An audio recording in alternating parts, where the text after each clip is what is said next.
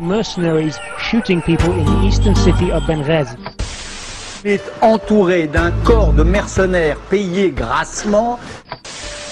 African mercenaries. To have mercenaries brought in from that state into Libya. Geneviève Garrigos, présidente d'Amnesty International France, fut invitée sur le plateau de France 24 le 22 février 2011, soit le lendemain des prétendus tirs et bombardements de l'armée libyenne sur les populations civiles. Une histoire depuis démentie par de nombreux faits et témoignages. Et d'ailleurs, nous, vendredi et samedi, on avait des informations comme quoi, dans les troupes qui étaient envoyées contre ces manifestants, il y aurait eu des mercenaires étrangers, justement pour accélérer le processus de répression. Geneviève Garrigos nous dit donc disposer d'informations sur des mercenaires étrangers aux côtés de l'armée régulière libyenne. Cette information sera également présentée au Conseil des droits de l'homme des Nations Unies par le docteur Slimane Bouchiguir. Ces mercenaires semblent avoir reçu carte blanche pour piller et tuer indistinctement tout civil. Pourtant, 5 mois plus tard, et après enquête de Donatella Rovera en Libye, le discours de Geneviève Garrigos face à notre caméra sera complètement différent.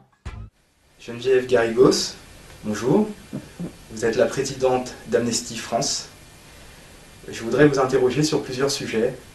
Premièrement, Donatella Rovera, conseillère sur la réaction aux crises chez Amnesty International, s'est rendue 3 mois en Libye. Elle fait état d'emprisonnement de citoyens libyens et étrangers par le Conseil national de transition. Ce dernier, nous les présentant comme des mercenaires. Que pouvez-vous nous dire à ce propos ? Bonjour. Effectivement, dès le départ de la mise en œuvre des troupes anti-Kadhafi, on a eu rumeur de mercenaires qui agiraient à la solde de Kadhafi. Or, nos chercheurs qui se sont rendus sur place très tôt, puisque c'est mi-février, et ils en sont repartis fin juin, eh bien, ont constaté que dans les prisons, finalement, on ne trouvait que quelques personnes qui étaient incarcérées, et qui n'étaient même pas inculpées. Et de fait, ça a surtout été des rumeurs qui ont été colportées avec des accusations vis-à-vis de personnes qui soit étaient de peau foncée, voire noire, et qui pouvaient être des Libyens, parce qu'on oublie que les Libyens du Sud ne sont pas forcément de type arabe, ou d'autre part des étrangers, ce qui a créé une espèce de peur, de xénophobie, et certains ont été maltraités, voire battus. Bon, certains ont été emprisonnés, et aujourd'hui, force est de constater qu'on n'a pas de preuves concrètes d'utilisation de forces mercenaires par Kadhafi. Oui, en effet, puisque votre collègue dit également qu'elle n'a pas vu du tout de mercenaires et que tout ceci est une légende colportée par les médias. Est-ce que vous confirmez cette information ? Absolument. Le travail fait par Donatella, et c'est pour ça qu'on a envoyé des chercheurs très tôt sur place, était de voir si véritablement on retrouvait des mercenaires.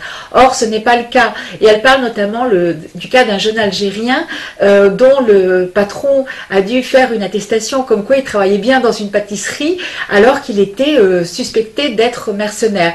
Et à l'heure actuelle, vraiment, nous n'avons aucune trace, nous n'avons aucun élément confirmant ces rumeurs.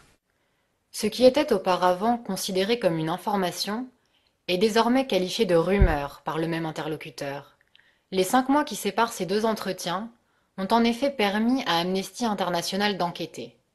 Mais il est cependant trop tard, car cette rumeur a été colportée par les médias, France 24 en tête, grâce au témoignage de Geneviève Garrigos 5 mois plus tôt.